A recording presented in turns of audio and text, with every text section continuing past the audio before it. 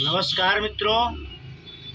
तो पंचर छाप तो वैसे पंचर छाप अब्दुल बहुत सारे कारनामों को समय समय पर करते रहते हैं और इसी क्रम में कुछ पंचर छापों ने जम्मू कश्मीर के पहलगांव में 27 भारतीय नागरिकों को मौत की नींद सुला दिया।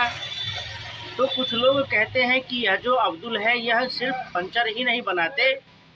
यह बात सही है, ये सब अब्दुल सिर्फ पंचर ही नहीं बनाते, यह सब बम भी बनाते हैं और AK-47 भी चलाते हैं। और कश्मीर में इन्हीं पंचर छापों ने 27 लोगों को मौत की नींद सुला दिया। तो यह जो अब्दुल है, जो पंचर छाप होते हैं, जो AK-47 चलाते हैं, बम बनाते हैं, जो खुद में फियादीन भी होते हैं, जो खुद में हाफिज सईद भी होते हैं, जकीउर रहमान लखवी भी होते हैं और जो खुद में पंचर छाप अब्दुल भी होते हैं। तो इसी बात को आगे बढ़ाते हुए सोशल मीडिया में कुछ पोस्ट चल रहा है कि वो लोग जो कहते हैं कि अब्दुल सिर्फ पंचर बनाता है, उनके मुंह पर एक झन्नाटेदार तमाचा है, एक डायलॉग होता है और इसमें थोड़ा रुआब से बोला जाता है, थोड़ा बोली टाइट करके बोला जाता है, तो बात में थोड़ा सा दम आता है, उसमें वेट आता है कि वह लोग जो कह रहे थे कि अब्दुल सिर्फ पंचर बनाता है, उसके मुंह पर एक झन्नाटेदार तमाचा है कि देखो बहुत सारे अब्दुल IIT में टॉप कर रहे हैं। बहुत अच्छी बात है, बहुत सारे अब्दुल IIT में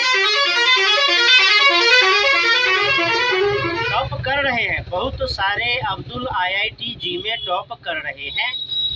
तो बेटे, यह उन्हीं हिंदुओं का देन है जिन्होंने तुम्हारे लिए बहुत सारे खैराती व्यवस्थाएं कर रखी है।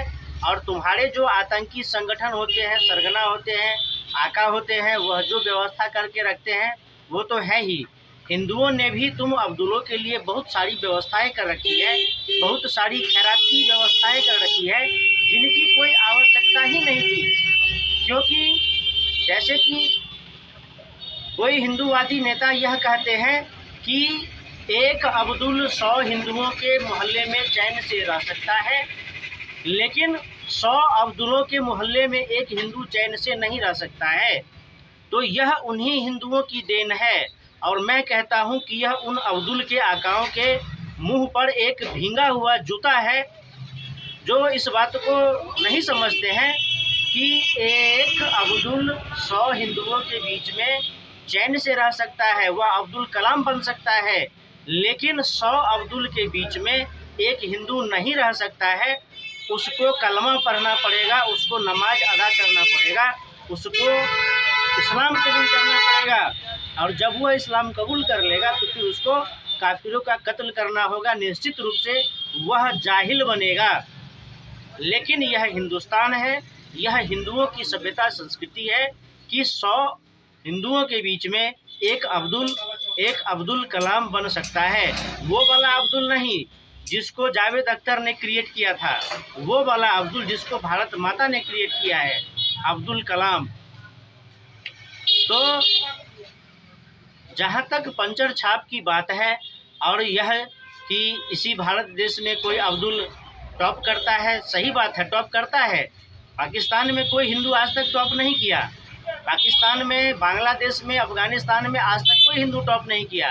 अरब अमीरात में तो हिंदुओं के लिए कोई नागरिकता की व्यवस्था ही नहीं है, क्योंकि उसको लगता है कि कोई हिंदू आ जाएगा, यहाँ पर ज़मीन खरीद लेगा, मकान बना लेगा, फिर उसके आंगन में जो तेल का कुआं निकलेगा वो हिंदू बोलेगा कि इस कुएँ, ये तो मेरा तेल का कुआं है, अब इसको मैं पूरे दुनिया भर में बेचूंगा। तो बेवकूफ़ तो हिंदू होते हैं कि यहाँ पर अब्दुलों के लिए सारी व्यवस्थाएं कर देते हैं और फिर अंत में अब्दुल क्या करता है, तो AK-47 लेकर के आता है, जो उसको दाना देता है, जो उसको पानी देता है, जो उसको टॉप करने के लिए माहौल बना करके देता है, जो उसको IAS IPS बनाने के लिए देता है। अंत में जब वह इंजीनियर बनता है, जब वह IAS IPS बनता है, जब वह डॉक्टर बनता है, तो उसी आदमी को वह AK-47 से छलनी कर देता है, जो उसको टॉप करने के लिए सारी व्यवस्थाएं करता है।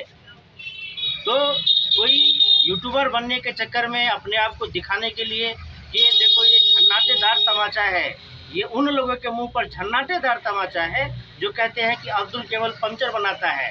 अरे बेवकूफ़, यह तुम्हारे गाल पर 1000 जूते हैं, क्योंकि एक गांठ बांध लो इस बात की कि एक अब्दुल 100 हिंदुओं के बीच में रह सकता है, लेकिन 100 अब्दुलों के बीच में एक हिंदू नहीं रह सकता है। अगर रहेगा तो वह अंततः जाहिल और आतंकवादी ही बनेगा।